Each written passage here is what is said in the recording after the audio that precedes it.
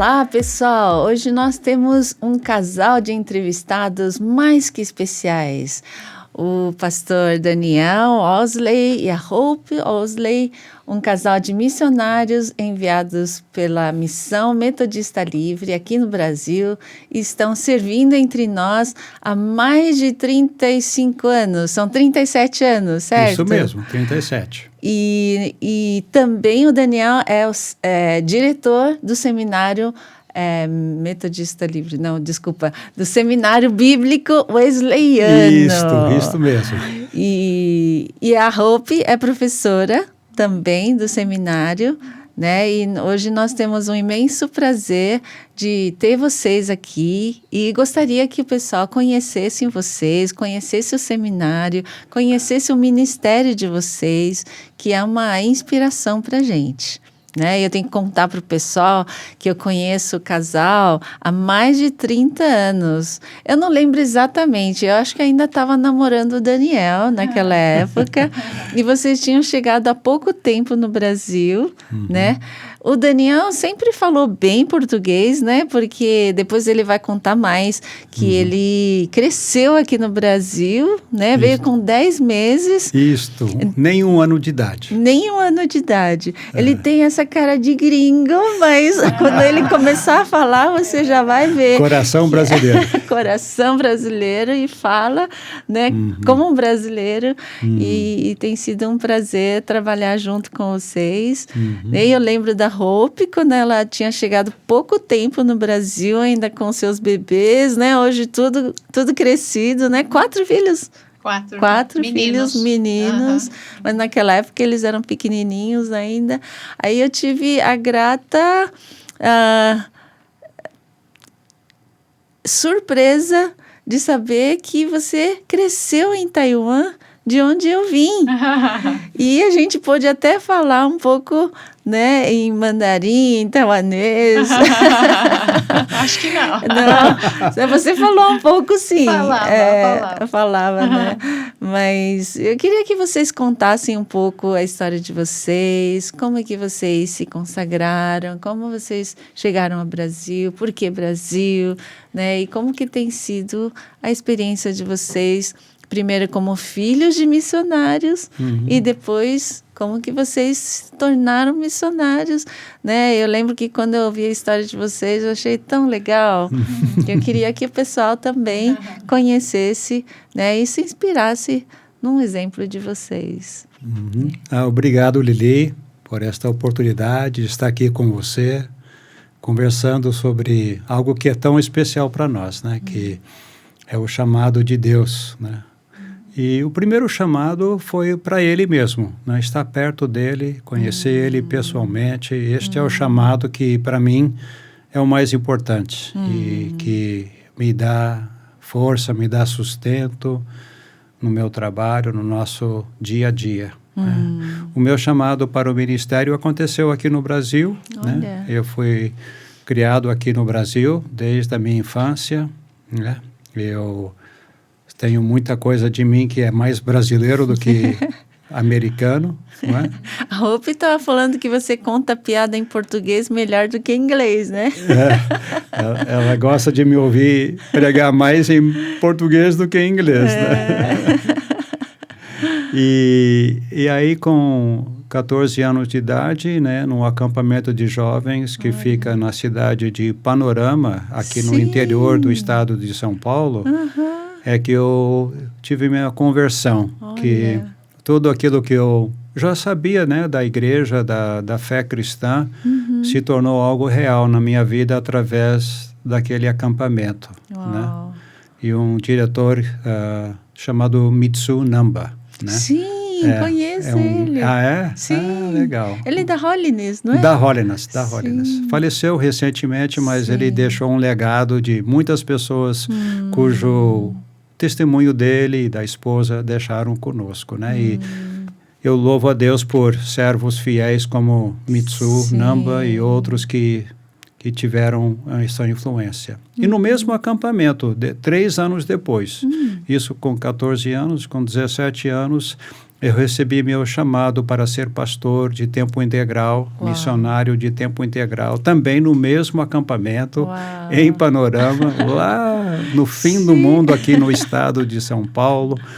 E aí Deus foi confirmando este chamado na faculdade que eu fiz lá nos Estados Unidos. Depois eu vim para o Brasil, onde eu passei uma temporada, eu ainda era solteiro, passei uma temporada aqui no Brasil, ministrando nas nossas igrejas, e Deus usou aquela experiência de 2 anos para confirmar que o meu chamado era para o Brasil, para retornar ao Brasil, desta vez como missionário efetivo.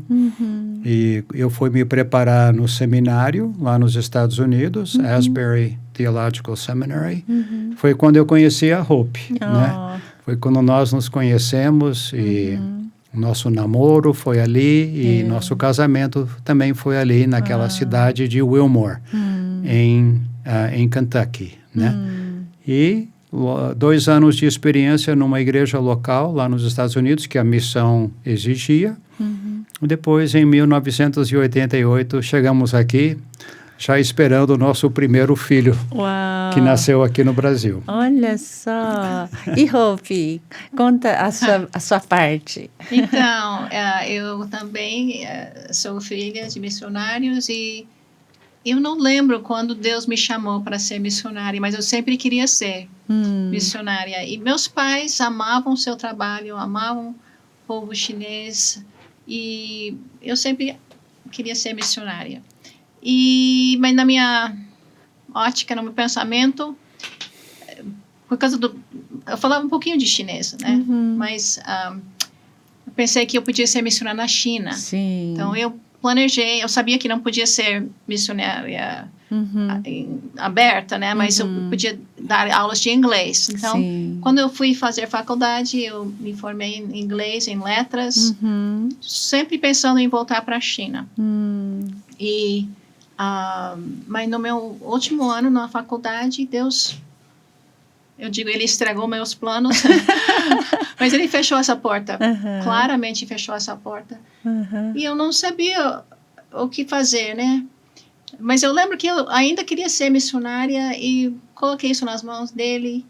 Mas até aquele ponto eu não tinha feito nada em termos de teologia, estudar a Bíblia para ensinar para outras pessoas. Então eu falei para Deus, eu vou fazer seminário por 1 ano, depois o Senhor pode indicar onde eu devo ir. Eu fiz um ano de Asbury Theological Seminary e Deus não mostrou nada para mim. Então eu falei, ok, tudo bem, mais 1 ano, Senhor, eu vou te dar mais 1 ano. Então eu fiz, no 2º ano, encontrei Daniel. E não foi amor à primeira vista, mas Deus foi trabalhando no meu coração. E depois de 1 ano, começamos a sair, né, bem.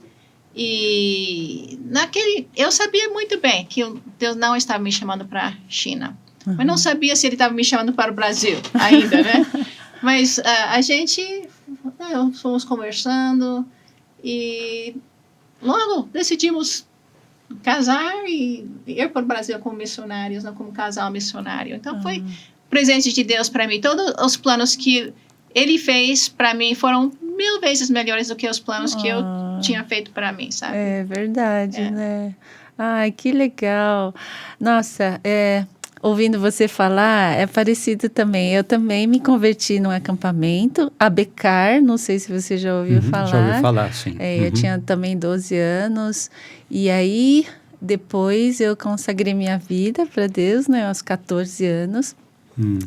E aí eu também pensei que fosse ser missionária. E eu pensando, eu falo um pouco de chinês também, acho que vou ser missionária na China, né? Mas os planos de Deus foram diferentes também. Então, na época da faculdade, eu pensava em fazer seminário. Aí, meu professor de escola dominical falou, mas você é muito jovem, né? Procure fazer uma faculdade primeiro. Aí, naquela época... eu pensei, bom, eu gosto de conversar com as pessoas. Aí conheci uma pastora que é psicóloga também, que naquela época, quando eu tinha 16 anos, veio para o Brasil e fez muita diferença na minha comunidade. E aí meu professor falou, por que você não faz uma faculdade de psicologia? E se depois, né, esse chamado continuar, aí quem sabe você pode ser missionária. E aí então eu obedeci, né? Fiz exatamente isso, entrei na faculdade, mas quando eu me formei, eu sentia que aquilo que eu fazia não era bem isso que eu queria fazer. Eu queria mesmo usar a palavra de Deus para trazer cura para as pessoas, né? E aí foi então que eu fui fazer o seminário.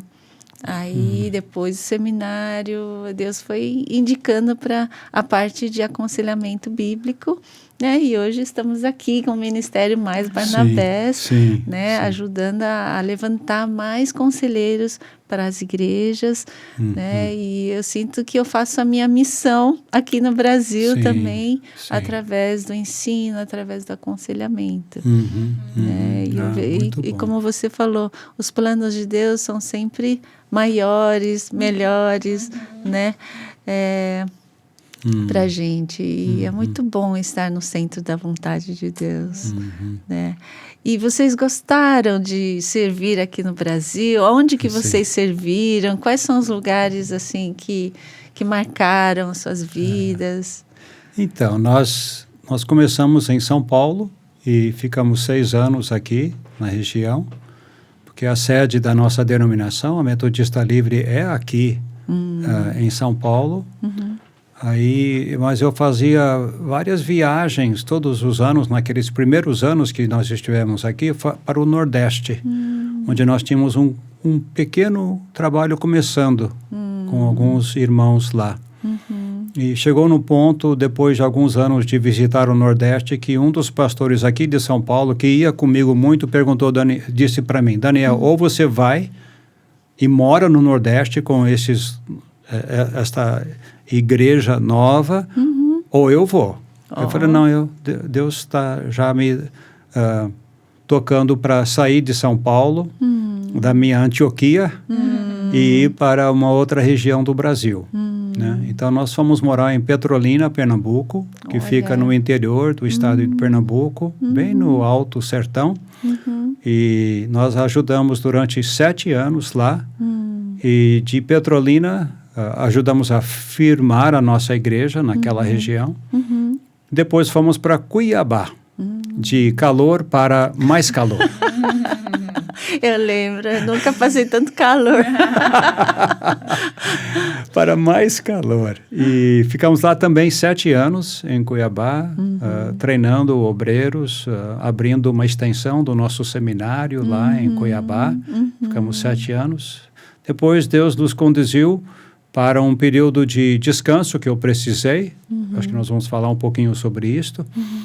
E São Paulo, ficamos 1 ano em São Paulo, 3 anos de licença nos Estados Unidos.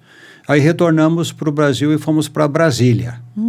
Ficamos 7 anos em Brasília. E por último, a igreja nos chamou para retornar e servir aqui em São Paulo, onde agora eu sou o diretor, né, acadêmico do nosso seminário, né, do Seminário Bíblico Wesleyano. Então, isso tem sido a nossa trajetória. Percorremos o Brasil, uma boa parte do Brasil, ajudando a estabelecer a Igreja Metodista Livre. Sim.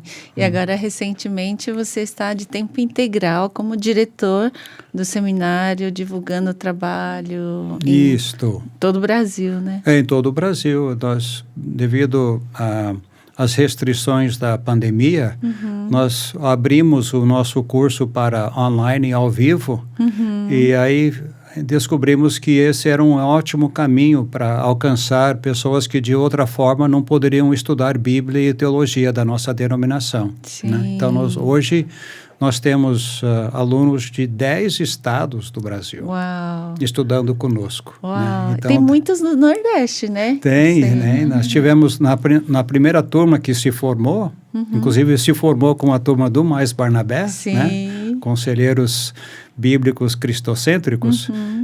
Tivemos, só do Nordeste, tivemos eu acho que 14 alunos se formando da nossa igreja lá no Nordeste, né? E temos alunos, outros alunos agora se inscreveram, estão também estudando conosco de lá, né? Então, Deus tinha um propósito em nós conhecermos tanto da Igreja Metodista Livre pelo Brasil, porque agora eu aqui, como diretor acadêmico, é uma pessoa que eles conhecem, né? Não sou uma pessoa estranha. O seminário não é uma coisa impessoal, mas sim que tem uma cara, né? Que tem um rosto associado com o seminário. E tem sido muito bom ver como Deus tem operado no nosso seminário. Feito muitos milagres, eu acho. Muitos milagres, né? Deus sabe como foi importante. Eu lembro que a gente estava fazendo uma peça publicitária, né? E a pessoa que ouviu a nossa história, ele não era da nossa denominação. Mas ele disse, olha, tudo que você está descrevendo tem um nome. Milagre. Milagre. Sim. E então, foi inclusive o Daniel Ye, né? Aqui, né? Então, ele disse isso. Eu falei, realmente, é isso mesmo. Porque a gente só pegou a onda que Deus estava colocando para nós andar, né? Caminhar com essa onda, né? Pegar esta onda. E você, Hope, nessa caminhada de ser esposa do pastor, do missionário, como que foi a sua experiência? Porque você teve que criar 4 meninos, né? Nessa jornada. E como que você se tornou também professora, né? Eu queria que você contasse um pouco, né? Porque eu acho que deve ter aqui também esposas de pastor, de missionários, que às vezes também tem essas lutas de identidade, né? Então, será muito prazeroso ouvir você. Eu experimentei isso muito, porque eu sempre queria ser mãe, sempre queria ser missionária, mas eu não entendia como... Eu não podia fazer tudo de uma vez, sabe? Especialmente com 4 meninos. E, então, mas Deus foi trabalhando no meu coração. Inicialmente, foi difícil porque ele já tinha a língua. Eu estava aprendendo a língua. Depois começaram a chegar os bebês. Então, ele estava sempre fora de casa, praticando o ministério. Eu em casa com os meninos, achando que ele estava com uma vida... melhor. Mas Deus foi trabalhando. Eu reclamei muito para o Senhor, não vou mentir. Mas ele foi me tratando, sabe, dizendo que meu ministério naquele momento foi criar os meninos, né? Sim. E sabe, eu sempre digo isso. Eu fiz seminário, amei, né? Eu fiz meu mestrado em teologia de John Wesley, eu amo dar aula de Wesley, mas o meu segundo seminário foi criação de filhos. Sim. Deus foi me tratando, egoísmo, eu abri mão de, como mãe faz, né? De sono, de tudo, de muitas coisas para cuidar dos bebês. Sim. E então Deus foi trabalhando no meu coração, e eu cheguei a um ponto de dizer, Senhor, eu gostaria de estar no ministério agora, mas não dá. Não tenho tempo, não tenho energia sobrando. Então, por favor, abre essa porta no momento certo. E ele fez. Foi tão lindo o que ele fez, porque a gente estava no Nordeste, e o 4º menino, André, quando ele fez 3 anos, eu não sei, eu senti uma leveza pela primeira vez em 10 anos, que eu podia fazer outra coisa. Sim. E Deus abriu portas para clubes de meninas, para estudo bíblico e para um monte de coisas. E valeu a pena esperar pelo tempo certo. Porque eu cheguei aqui pronto para fazer o que eu queria fazer. Mas depois de esperar 10 anos, eu entrei no ministério com mais humildade necessária, humildade necessária.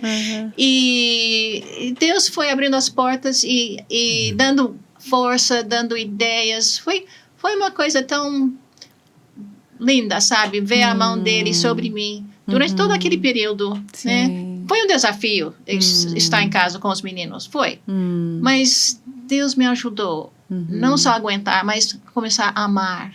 E cuidar deles com muita dedicação e amor. E não sempre pensar, eu gostaria de estar pregando na praça ou fazendo alguma coisa, viajando com o Daniel, essas coisas. Agora eu faço tudo isso, mas naquela época eu não podia. Sim. Puxa. E eu tenho ouvido alunos, né, seus comentando como foi importante ter feito a sua matéria. Sabe, muitos alunos comentaram, puxa, aquilo que eu aprendi com a professora que trouxe a teologia de Wesley, né? Então, como que é para você ensinar no seminário? Então, eu amo dar aula, mas dar aula de teologia de John Wesley, para mim, tem muito mais a ver com John Wesley do que comigo. Porque quando eu comecei a dar aula aqui, eu tinha um ano de português. Então, eu mal podia falar português. Eu escrevi as preleções, Daniel traduziu e eu ficava lendo as preleções. Coitado dos meus alunos, né? Mas naquela primeira aula, eu percebi que meus alunos estavam crescendo porque eles estavam lendo os sermões de John Wesley e são saturados das escrituras, né? Ele aponta para Jesus. Eu sempre digo isso nas minhas aulas. Eu não estou exaltando John Wesley, mas estamos mostrando como um homem submisso a Deus podia trazer avivamento para um país e para o mundo, né? Então, os sermões de Wesley incentivam meus alunos a buscar Jesus cada vez mais. Acho que isso é a vantagem de fazer aula comigo. Mas eu amo também falar sobre como Deus usou um homem cheio de falhas para fazer a sua obra, porque ele queria ser um servo, né? Então, ele é um exemplo para todos nós. É verdade. Eu também fico muito inspirada quando eu leio, né, os escritos dele. Ele realmente transformou um país, né, não só uma geração, mas várias gerações, né? E assim, é uma coisa inspiradora mesmo. Então, eu lembro que uma vez, eu não sei se estava exatamente em Brasília ou em Cuiabá, que eu encontrei vocês e a gente foi tomar um café e tal. E aí você comentou para mim que você tinha passado por uma crise, né? Sim. Bem profunda, né? Sim. Que fez com que você tivesse que retirar-se por um tempo, uma licença. E foi muito, como diria, acalentador ouvir, né, que mesmo um missionário experiente como você também passa por isso, o que é uma realidade para muitos missionários e pastores. Verdade. Só que poucos falam sobre isso, né? E a gente vê que há uma necessidade de tratar disso com seriedade, né? E aí eu queria que você compartilhasse um pouco como que isso se desenvolveu, como você tratou, como Deus agiu na sua vida, né? Que lições você tirou e como a gente pode aprender com isso. Sim, foi. E eu gosto de dar esse testemunho, porque eu entendo, apesar de ser dolorido, lembrar desta época, uma época de 18 meses, Lili, 18 meses de profunda tormenta e angústia, né? E eu creio que mesmo uma pessoa que tem um relacionamento correto com Jesus, ele é um ser humano com falhas, com fraquezas, com debilidades, e eu não sou isento disto, né? Eu achei que eu era. E naquela época de ministério, eu acabei aceitando muito mais demandas. As pessoas estavam pedindo para eu fazer isto, fazer aquilo, e eu não dizia não. Eu achava que eu tinha voltado para São Paulo e as pessoas pediam isto, eu falava sim, achando que eu tinha que mostrar serviço, né?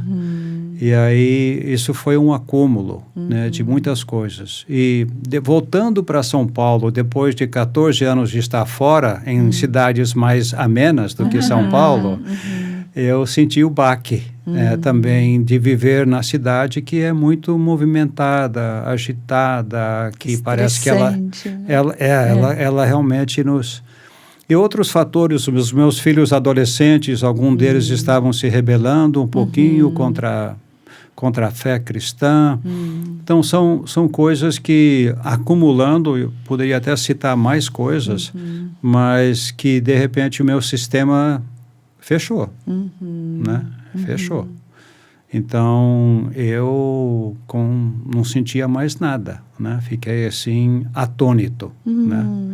E, ao mesmo tempo, sentia apenas uma profunda angústia. Acho que a palavra que mais descreve esse período que eu passei é angústia, né? E o salmista fala sobre a angústia, né? Sim. E eu, apesar de não sentir nada, eu tomei a decisão de voltar-me para Deus, né? E para a igreja, né?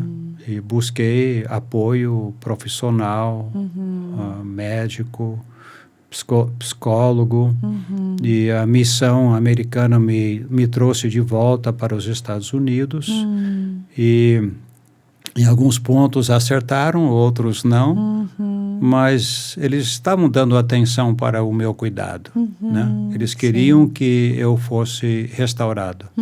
Só que é normal, eles achavam que ia ser uma questão de 2 ou 3 meses. E logo ficou claro que não seria de 2 ou 3 meses. Não seria. Então, eu tive que entrar no processo de restauração mais comprido. O que me ajudou mais nesse período foi Deus, né? Apesar de eu não ter muita vontade de orar e de ler a palavra, eu sempre voltava meus pensamentos para Deus.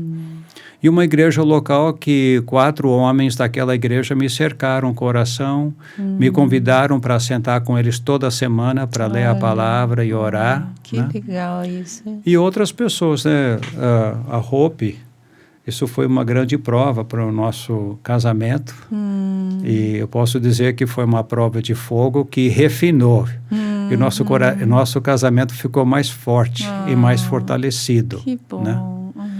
E eu aprendi com essa experiência depois de 18 meses e foi interessante. Foi de uma hora para outra que levantou essa angústia. Né?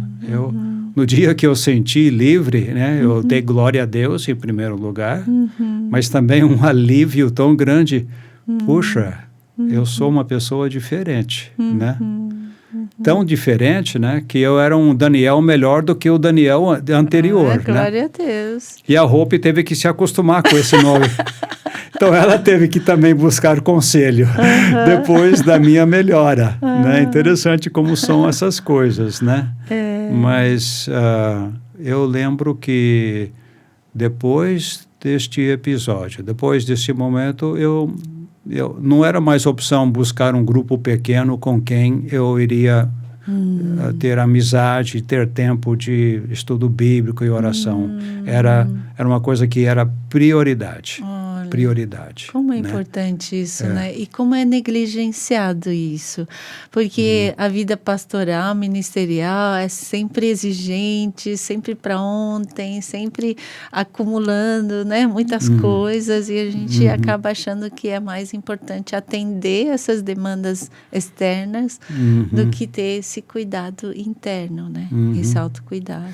E foi isso que eu busquei. E eu busco até hoje, né? Quando eu vou para um novo campo, e desde então nós temos feito talvez 3 ou 4 mudanças. Eu sempre perco a conta de mudanças como missionário, mas sempre tem sido uma prioridade de buscar um grupo com quem ter amizade, rir junto e chorar juntos e ler a palavra juntos e orar juntos. Então é realmente uma prioridade agora, né?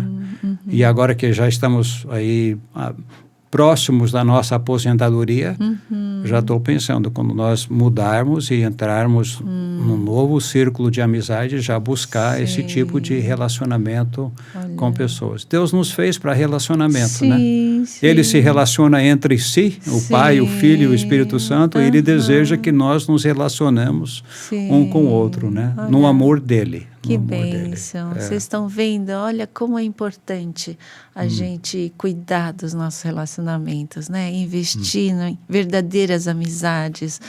sabe, não ter medo de se abrir, né, com esse grupo. Porque eu sei que como pastor a gente fica um pouco assim, né, de abrir as nossas lutas para qualquer um. Então não é para qualquer um, são para os amigos mais chegados que irmãos, né? E a gente tem que identificar isso num tempo tranquilo, não só na hora da crise, né? Porque... Uma coisa que você tem falado sobre o Ministério Mais Barnabés, que quer treinar pessoas que estão dentro da igreja já, para ser essas pessoas que acolhem, pessoas que estão se sentindo tão isoladas. Que isolamento talvez foi a sensação mais forte que eu senti. Esta angústia veio por causa deste isolamento, né? No ambiente de igreja é que eu encontrei a cura. O outro tratamento médico e psicológico teve o seu lugar. Não vou, mas para mim o diferencial foram pessoas dentro da igreja que olhavam para mim, já tinham passado por aquilo e souberam dizer, Daniel, fique firme, fique tranquilo. E a gente está junto. A gente está junto.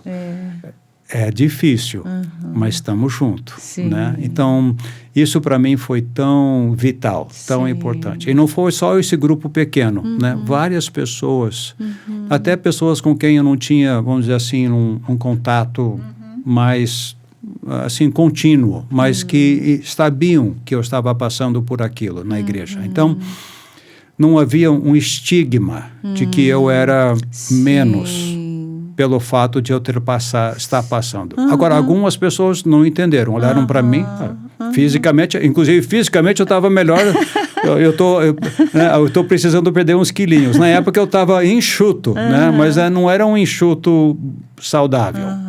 Era alguma coisa que mostrava o quanto eu estava debilitado. Debilitado. E essas pessoas olhavam e me enxergavam, e outros não. Outras pessoas, falei, tudo bem, eles estão olhando para mim, mas não estão entendendo o que eu estou passando. Né? E sempre vão ter essas Vai pessoas, ter, né? E não elas não passaram por aquilo, né? Então é difícil elas se compadecerem e entenderem. E você, Hope, assim, no papel da esposa, que vê isso acontecendo, você estava comentando que ele voltou de um retiro e parecia um zumbi. Como que foi para você passar por isso?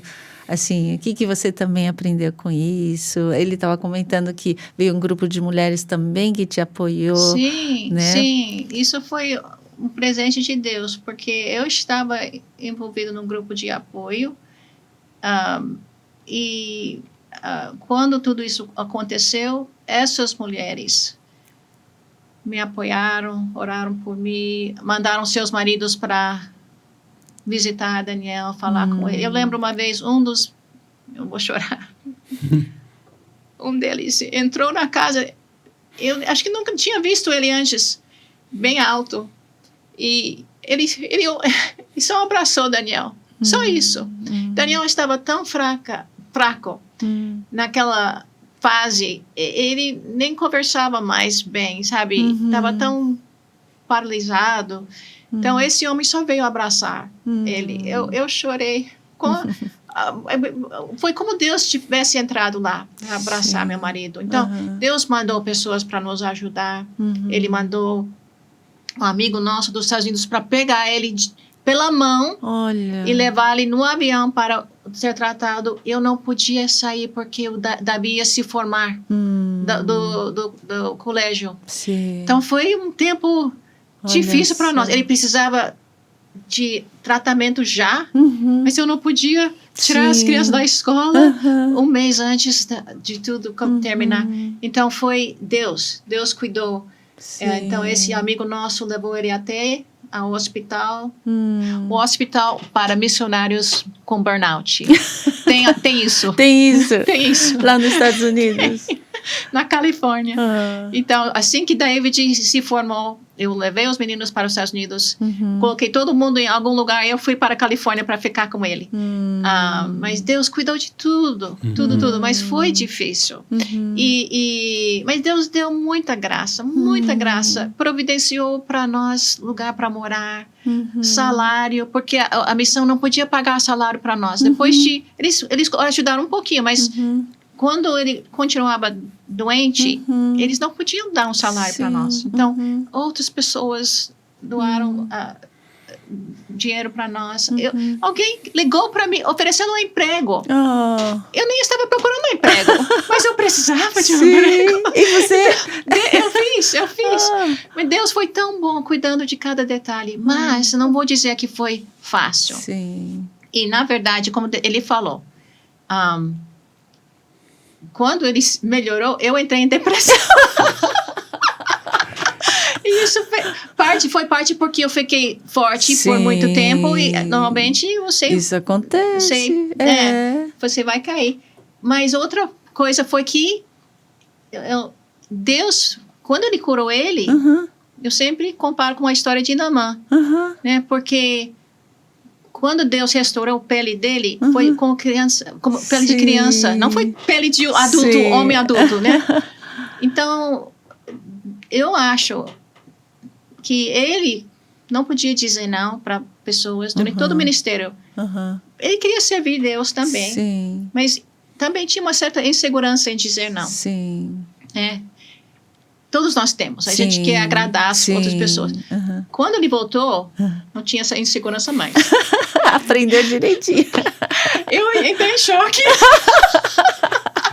Porque antes ele precisava de mim para fazer todas as decisões, né? Ele precisava de apoio para decidir coisas.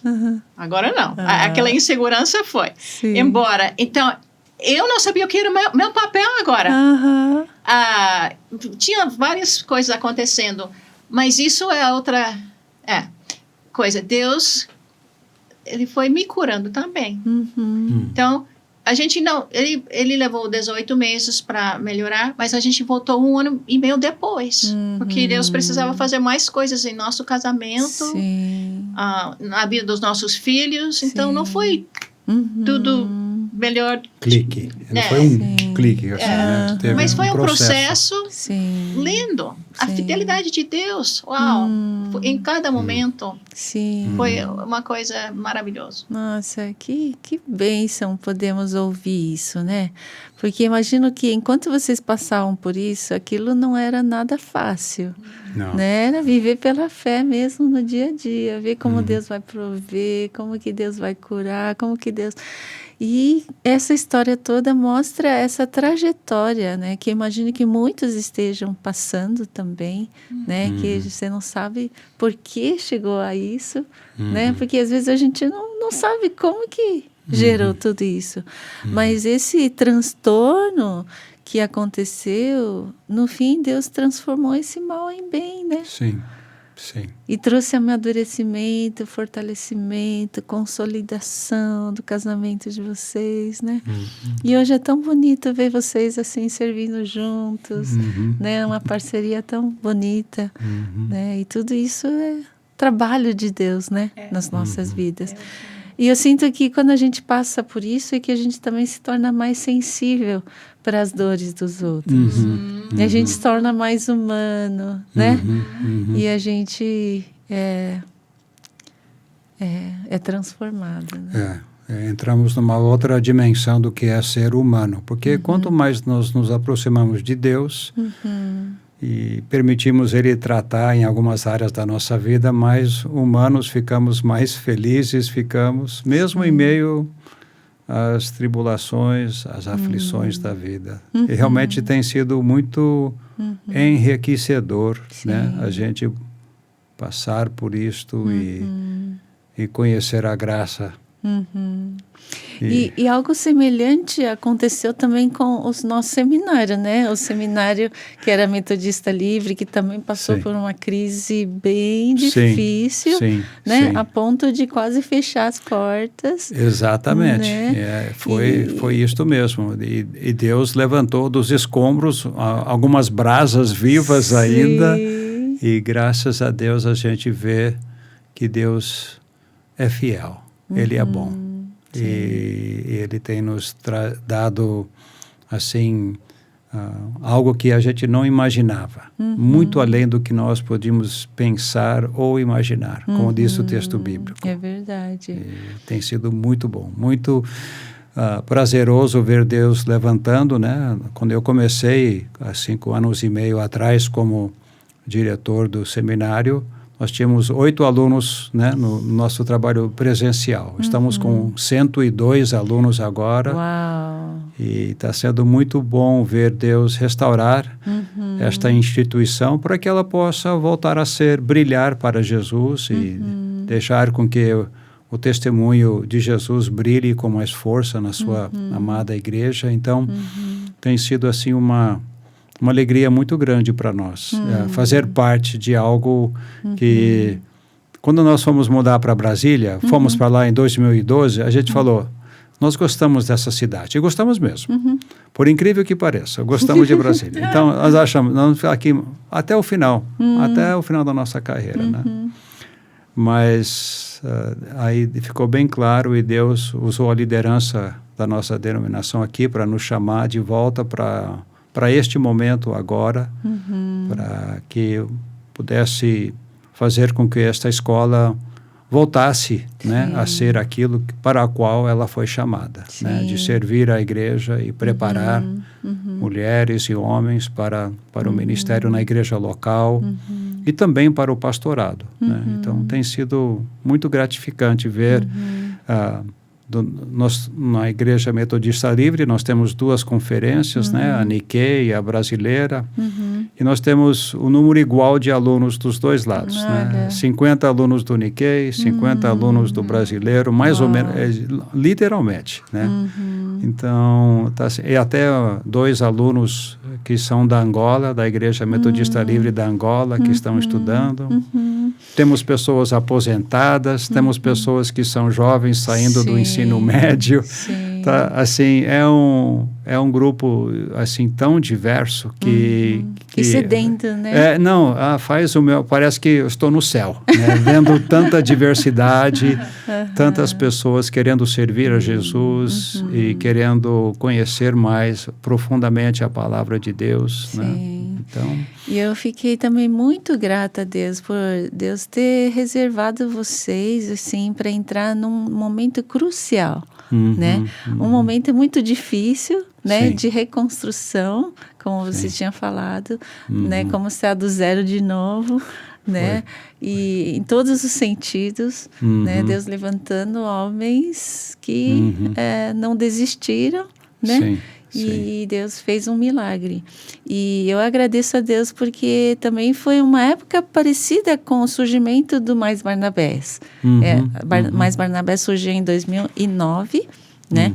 Com o primeiro curso que a gente deu lá na Hollins e tal. E aí depois o nosso desejo era realmente formar uma nova geração de pessoas capacitadas biblicamente e também na prática de como apoiar, né, com qualidade, com excelência, né, e foi compartilhando com o pastor sobre o nosso desejo de fazer uma parceria, né, de surgir o curso de aconselhamento bíblico cristocêntrico, né, e foi uma surpresa, assim, uma coisa muito alegre a gente ouvir do Senhor que era isso que você estava esperando também. Quando você pensa, Lili, nós temos aí Seminário Bíblico Wesleyano e Aconselhamento Bíblico Cristocêntrico. Então, a palavra Bíblia é muito forte ali, né? E eu acho que uma coisa que você tem no seu coração e eu tenho no meu é esta fundamentação bíblica, né? De conhecer profundamente a palavra de Deus. Como Hope disse agora há pouco, né? Que Wesley, ele gostava de se autodenominar um homem de um livro só, né? Apesar de ele ser um erudito e ter amplo conhecimento de muitos outros livros, ele entendia que a Bíblia era o centro. Sim. Era a Bíblia sobre a qual ele iria fundamentar tudo que ele pregava, vivia, tudo que ele era.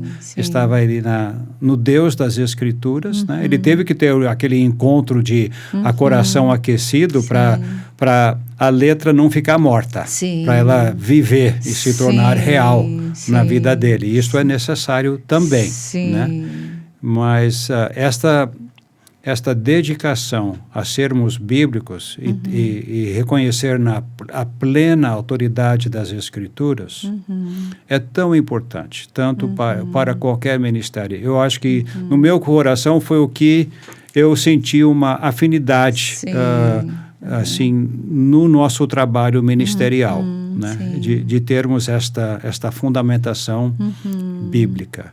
E não só de juntar textos bíblicos para avançar a sua ideia, né? Mas realmente buscar na Bíblia os valores sobre a restauração da alma, a restauração da igreja, sobre a restauração do ser humano, né?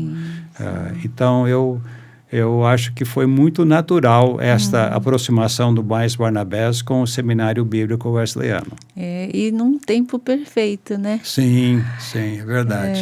E eu sempre, quando eu olho para o seminário, eu sempre tinha uma certa crítica, no sentido de que, às vezes, a teologia era muito abstrata, né?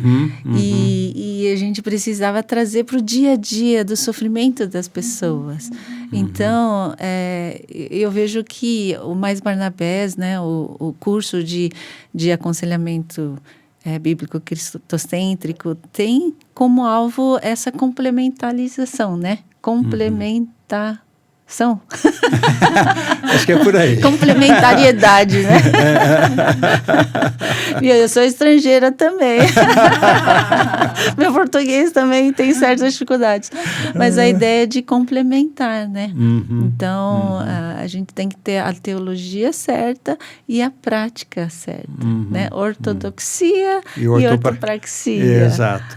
Né? Então, eu acho muito importante a gente andar junto nesse sentido. Eu concordo plenamente. Eu acho que precisamos ter mais e mais esta compreensão bíblica da riqueza que a Bíblia traz para, por exemplo, quem é o ser humano.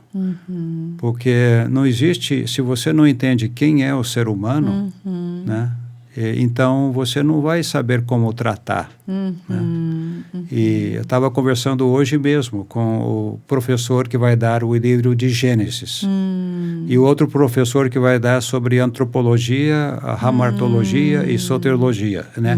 Quem é o ser humano, o que deu errado, né? O pecado e a salvação, como que Deus propõe.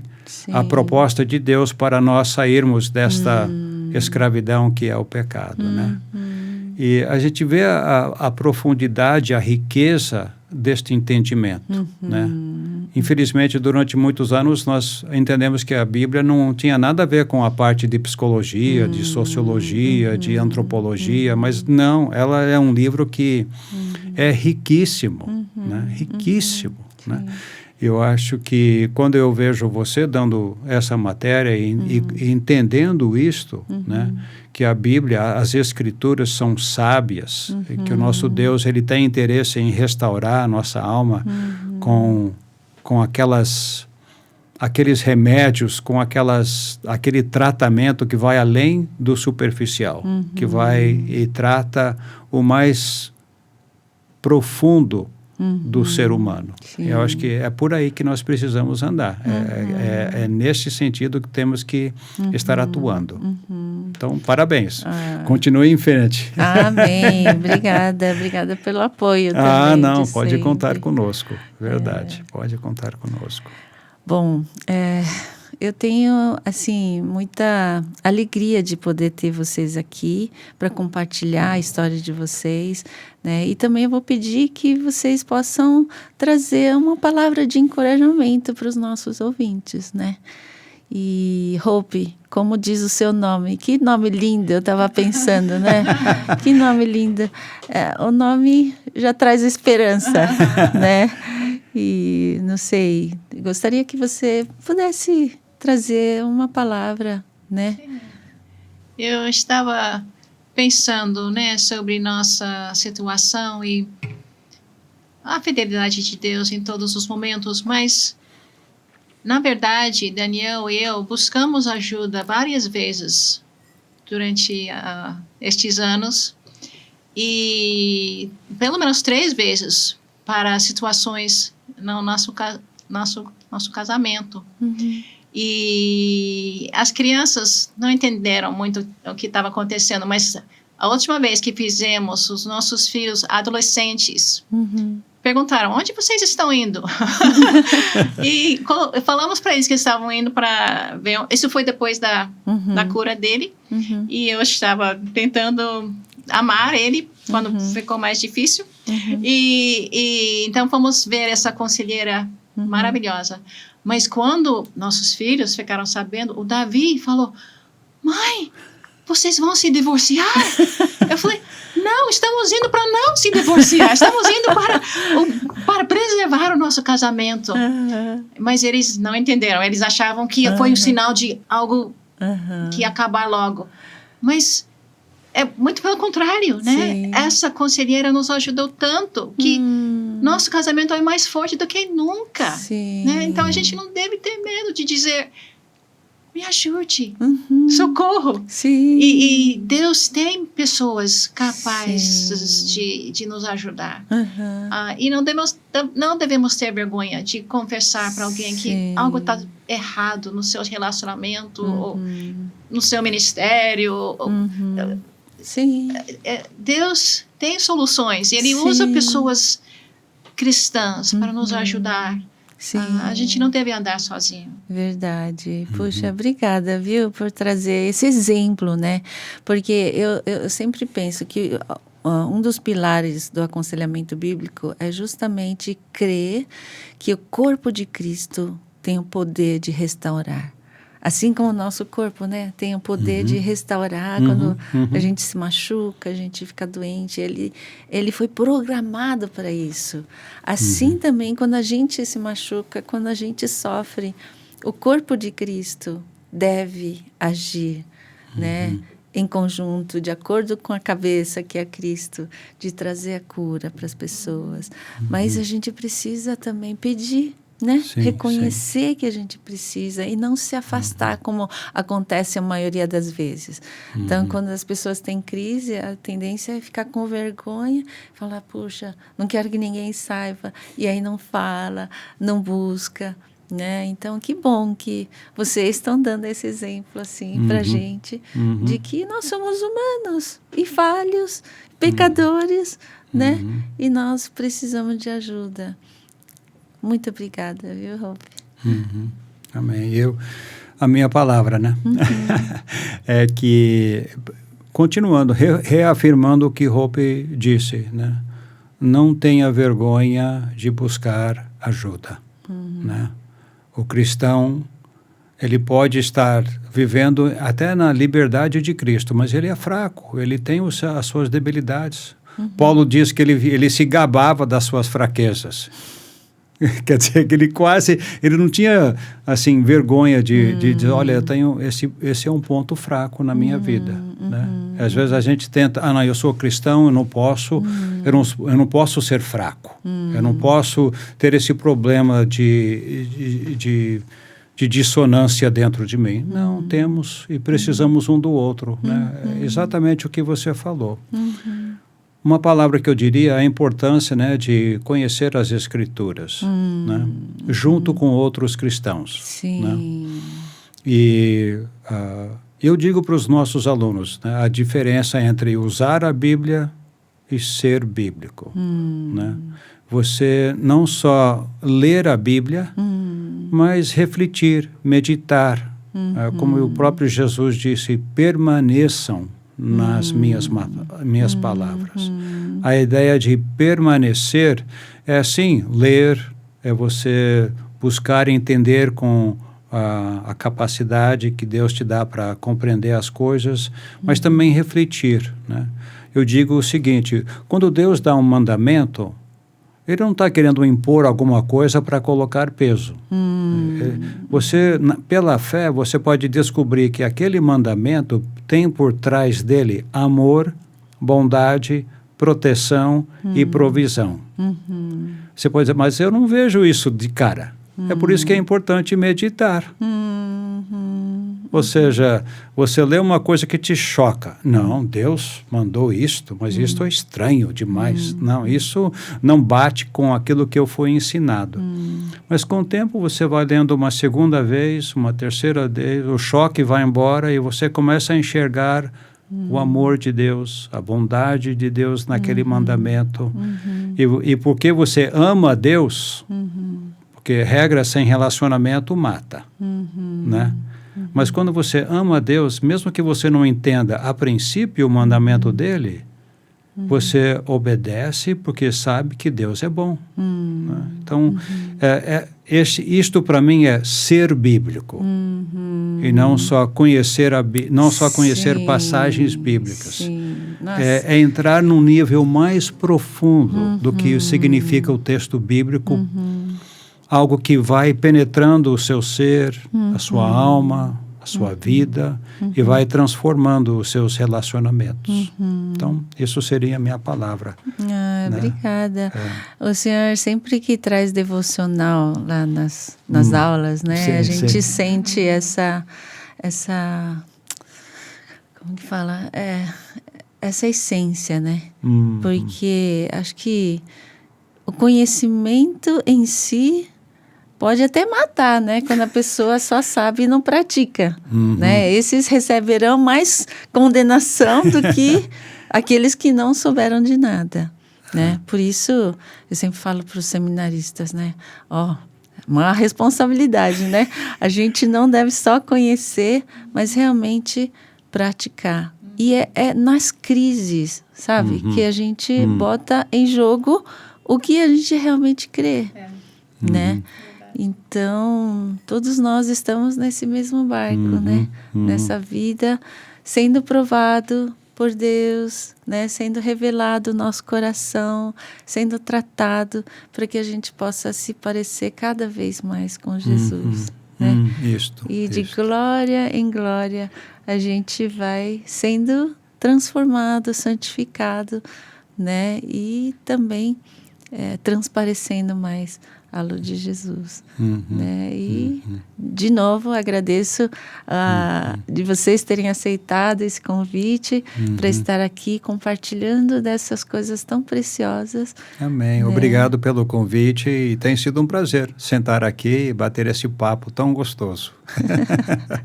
Obrigada. Depois a gente marca uma próxima para a gente falar sobre os seus futuros passos, né? Ok. Tá bom? Porque acho certo. que Deus tem também reservado coisas maravilhosas, grandiosas, especiais para vocês, né? Vocês passaram uma boa parte da vida de vocês, né, aqui no Brasil, estão passando aqui, mas eu sei que vocês estão nessa fase de transição também, né? E fazendo uma boa transição para uma nova fase da vida de vocês, que eu acho que vocês ainda têm muito o que contar para a gente.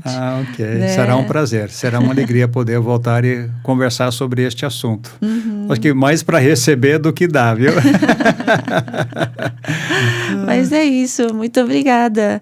Deus abençoe. Amém, obrigado. Pessoal, Deus abençoe vocês também. Tchau, tchau. Tchau, tchau.